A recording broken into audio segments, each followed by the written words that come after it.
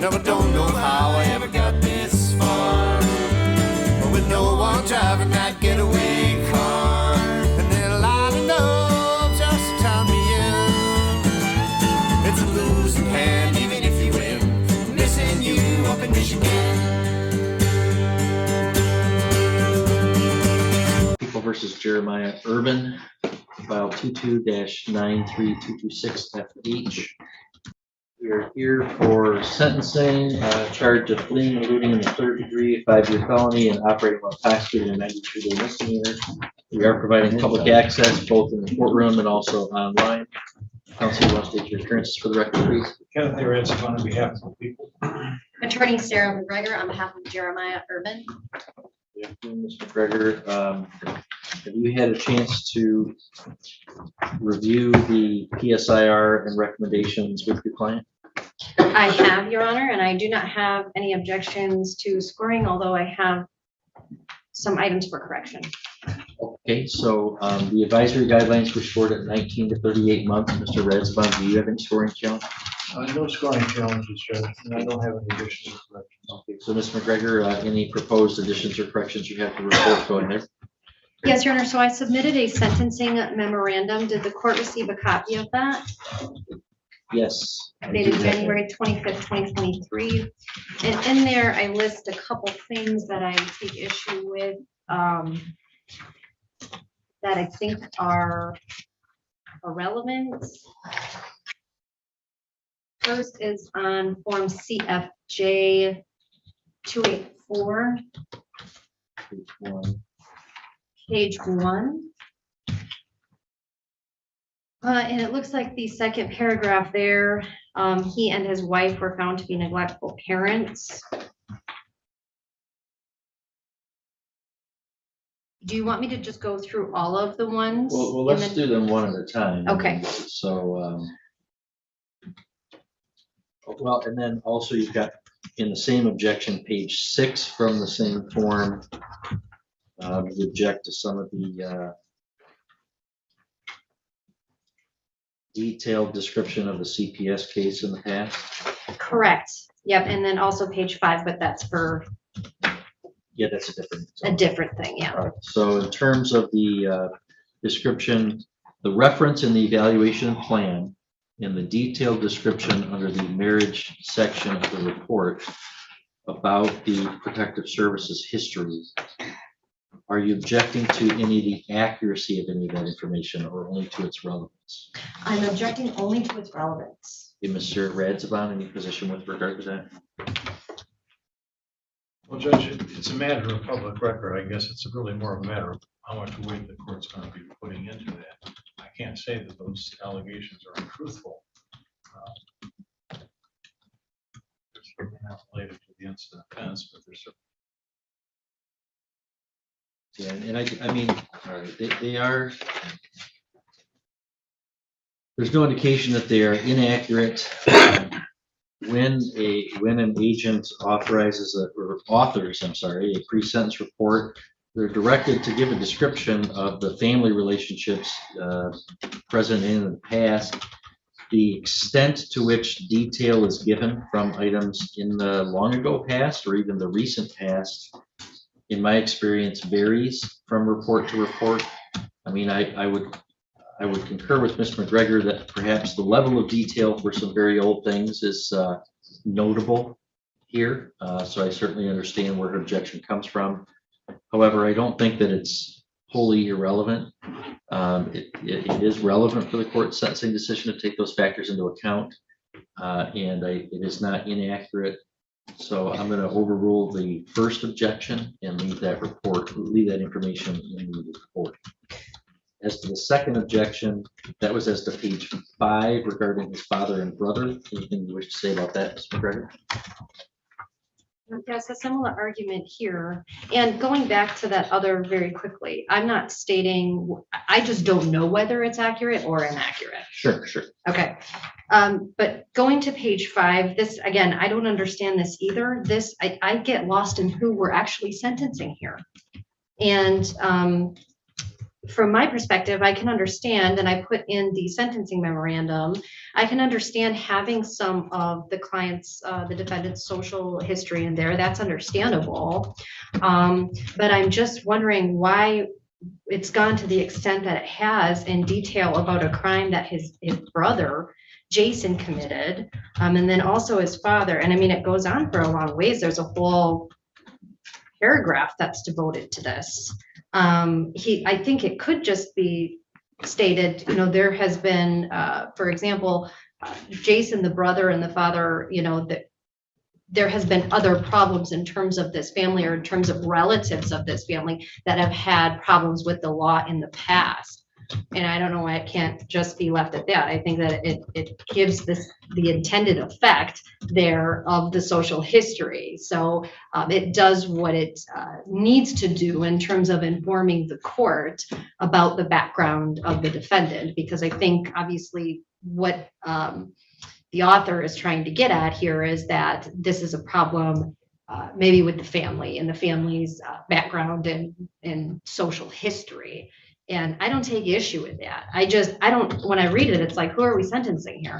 It doesn't make a lot of sense to Can me. I ask you, under the comments under family, the first two sentences seem fairly innocuous.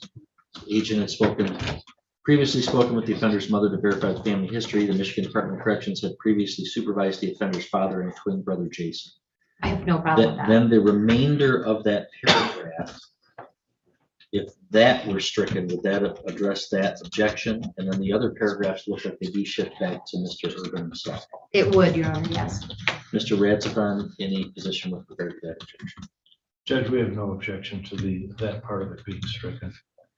And I do think that although again, there's wide latitude in these matters, I do think that did cause a little bit of confusion and is, I think, just on the other side of the relevancy line. It is not the details of the prior past convictions of the brother and father. I would agree with that objection. So Agent Bloomley, could you strike from the first paragraph of comments beginning with many years ago to the end of that first paragraph? Yes. Okay.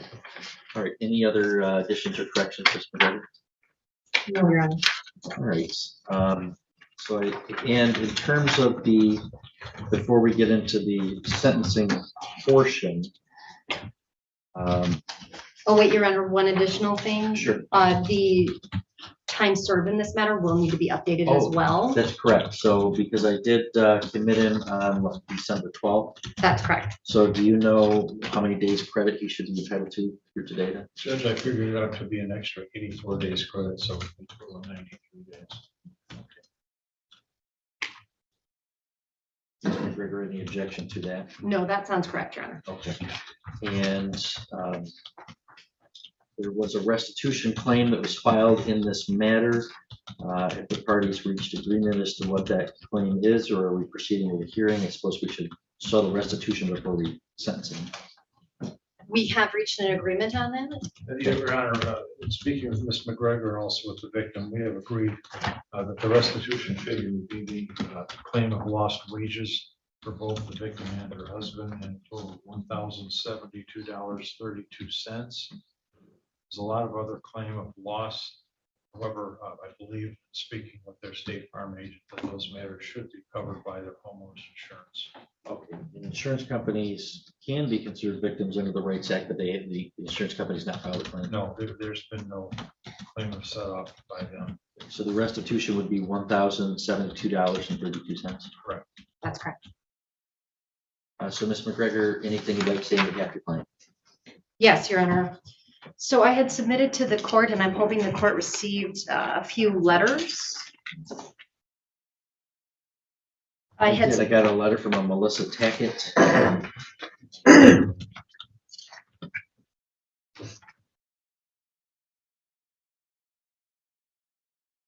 That might be the only letter that I got. I also have your response to the restitution. So I think the letter from Ms. Tackett might be the only one I've reviewed. If there's others you wish me to review, I would do so at this time if you wish. Yes, I also had submitted letters from Cassandra. Oh, I have those. Okay, I see. Ginger Urban and Jody Claremont as well, Your Honor. No, I do not have those. The court would review them now then? Yes, is the prosecutor going to provide a copy? Yes, he has I been believe I do provided. have a copy, but should I have Okay. reviewed? Sorry. I think what may have happened there was I had submitted them prior to the last hearing when I thought we were going to be sentencing. And then I got another letter from Ms. Tackett after that hearing. And so maybe what happened is this is the only one that ended up in your file. Okay, great. All right, well, let me go off the record just for a minute while I review. Thank you. All right, I have had a chance to review the additional letters by Ginger Urban, Jody Claremont, and Sandra Urban. So go ahead and continue with any allocution. Okay, thank you very much. So, Your Honor, as the court is aware, addiction is a highly devastating disease. And I call it a disease because that is exactly how I do see it. In Mr. Urban's case, it has been highly devastating to his life and highly devastating to his family. Now that the court has had an opportunity to review some of those other letters, you can see that Mr. Urban has had a tragic past, tragic circumstances. He found his father after his father had just committed. I think that this ultimately exacerbated any underlying substance abuse issues that he already had at the time. Of course, as the court is also aware, Mr. Urban does suffer from some mental health issues that he is prescribed medication for.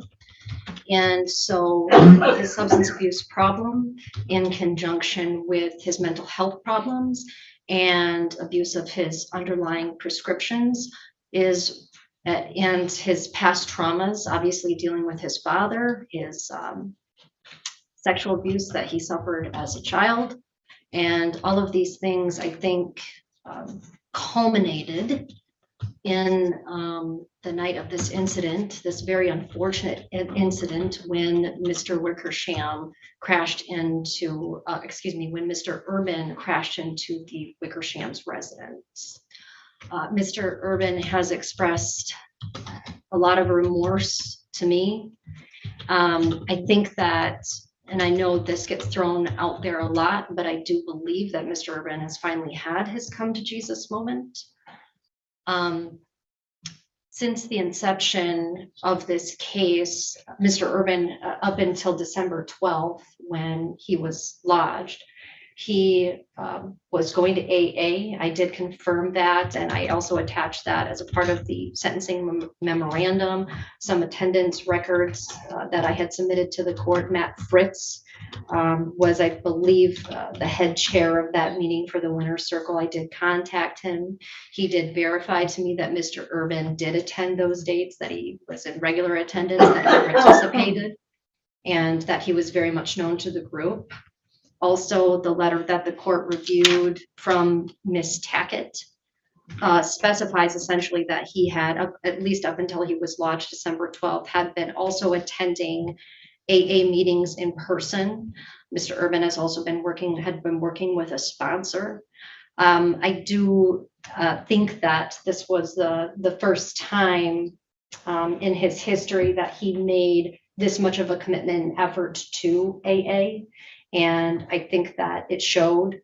And I think, again, it shows in the letter too, he was participating, he was taking it seriously. It wasn't just something he was doing for court purposes, which obviously some of my clients do. But I do believe Mr. Urban does get it and was getting the program and was invested in the program in a meaningful way, in an honest way.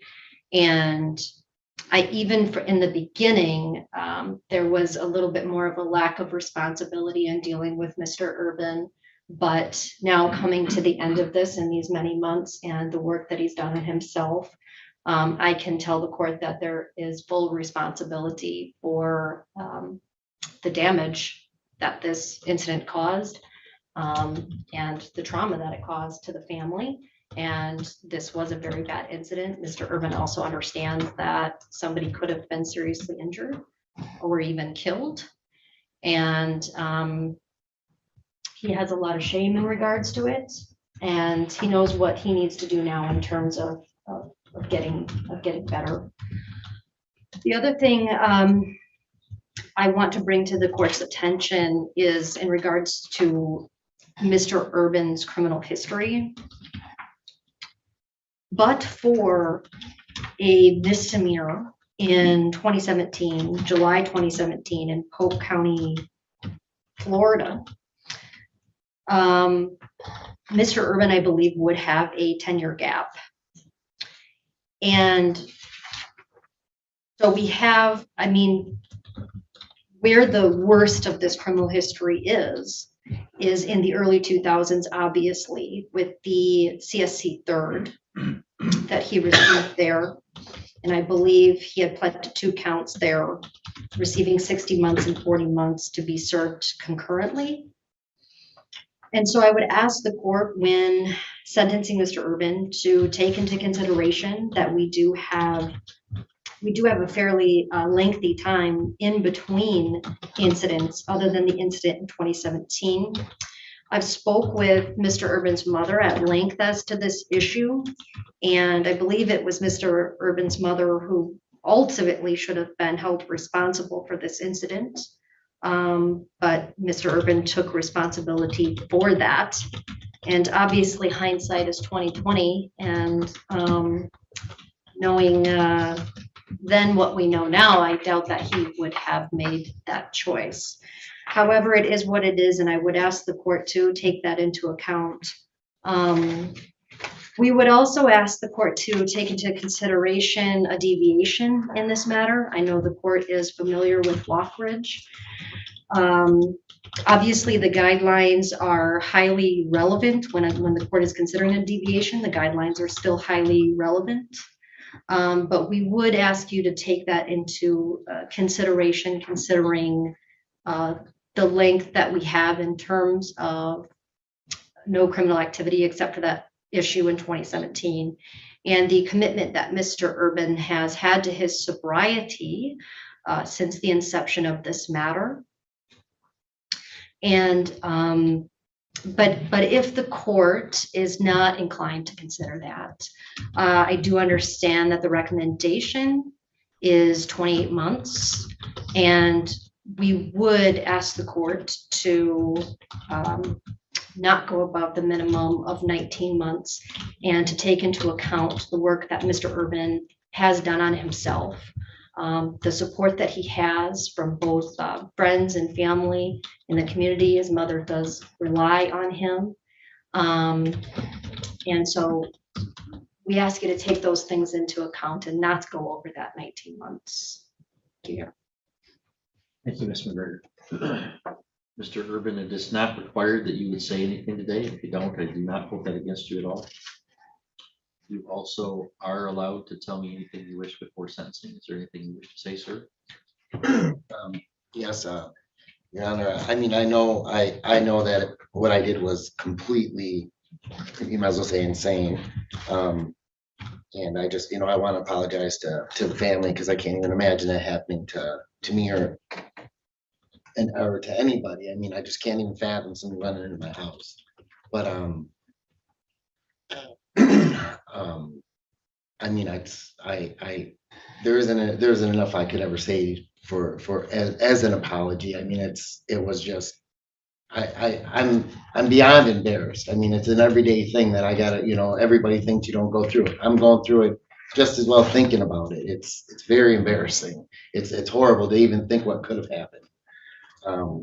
I know I've been in trouble in the past, and but I've kept myself clean, and I quit drinking. I quit all that kind of stuff until I found my dad, and that was kind of the breaking point. I just became straight up drunk. I mean, I ain't gonna lie, straight up drunk. Nothing. There's no other way in putting it. That was my medication. It kept me, sane. But no, I do. I apologize. I can't even imagine. I truly can't. I am honestly sorry, and that's not asking for no forgiveness or nothing. That's just me being totally honest, because I can't imagine. Truly can't.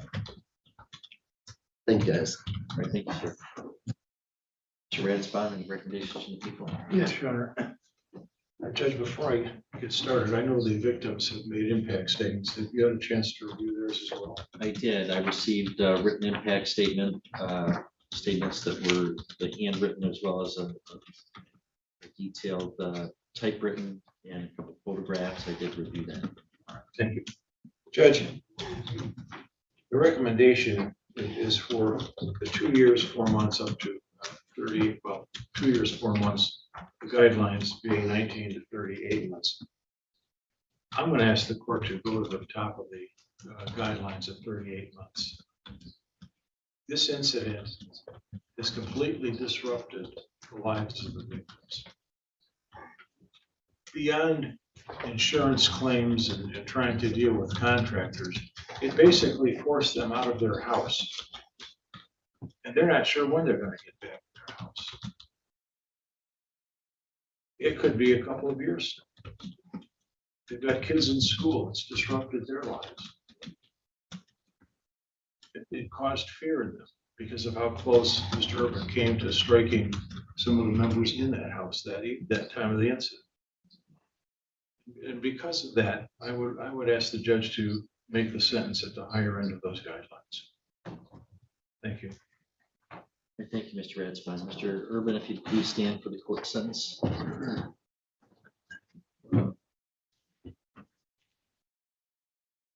This is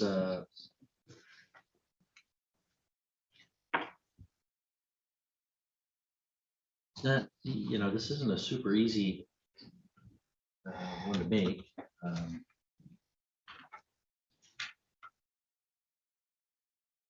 There's a lot of complicated things going on here, not least of which was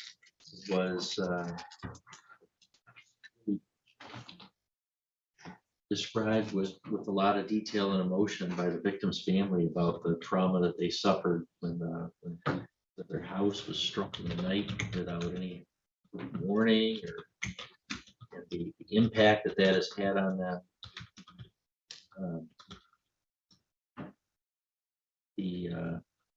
You know, one thing that's remarkable to me in the law is if you're drunk driving and you hit the house and all the things that happened to those victims are still true, the most sentence you'd be looking at is 93 days in jail. There's no enhanced penalty under Michigan law for property damage, even property damage that is traumatic to a family.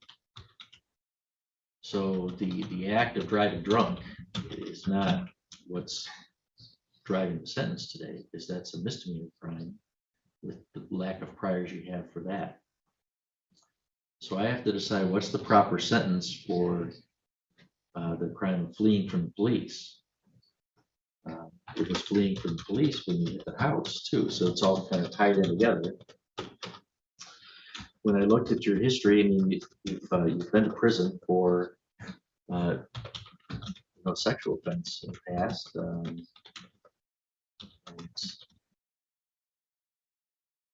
That's why your guidelines score so high for a 5-year felony. We don't tend to see 19 to 38 months on fleeing and looting, 5-year felony, but you get 50 points for prior record 1 for the 2 CSCs. What I didn't really notice until your attorney pointed out today was that we've got a 10-year gap except for a regulatory ticket. Florida, 2017. You don't have that ticket. We're here today to sentence you on guidelines of 0 to 14 months. On the other hand, if you're convicted with the habitual notice, our guidelines are 19 to 57 months. So there's a lot of things that are true in this case that are pointing in different directions. Your history is bad. You've walked through a lot of really difficult things in your life. You're 47. A lot of those years have been difficult. Some of those due to your own making. Some of those not of your own making. And you've also, through some of your decisions, made other people's lives worse in this case. Mr. Urban, it's hard not to read this it's hard to read this pre-sentence report and not be moved by just the almost the Shakespearean level of tragedy in your life, some of your own doing and some of those around you. But reading this pre-sentence report, it's filled with pain that you've endured and pain that you've inflicted. What am I supposed to do with that? The pain you've inflicted tells me go top end. The pain that you've endured and the almost 10-year gap, your lawyer makes a pretty plausible argument for a departure even. That's all thrown into the mix as I'm left to try to decide with these advisory guidelines, what is a sentence that's proportionate to the circumstances of the seriousness of this crime and the seriousness of the offender.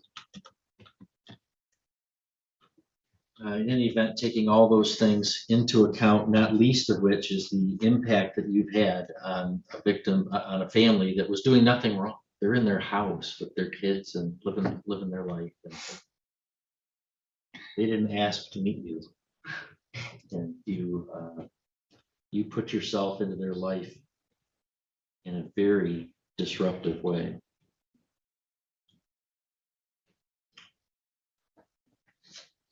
So if we were sentencing you here on a fleeing and looting where you did not hit a house, I probably would do a common departure, given all these facts. But the fact that you hit the house and the impact on the victim's family, I don't think that'd be proper for me to do that. So taking all those things into account, Mr. Urban, I'm going to commit you to the Michigan Department of Corrections for a term of not less than 19 months, nor more than 5 years. With credit for 93 days previously served. That's on the fleeing and looting count. On the operating while intoxicated count, you'll be ordered to serve 93 days jail with credit for 93 days previously served. There's financial penalties, $118 in state costs, $130 in crime victims assessment, $250 OWI reimbursement, and restitution for lost wages to the victims in the amount of $1,072.32. Mr. Urban, if you wish, you can file an application for leave to appeal to the Michigan Court of Appeals to challenge your conviction or my sentence or both. If you want me to appoint an attorney for you, I would, but you'd have to make that request within 42 days. So we're going to hand you the appeal paperwork right now. One copy we're going to ask you to initial the DAC list. The other one is to fill out the take an appeal. Also, we did have a pending show cause for some sober links. I'll just dismiss that show cause at this time. Thank you. All right. Good luck to you, Mr. Urban. Thank you. No, I don't know how I ever got this far. With no one driving that getaway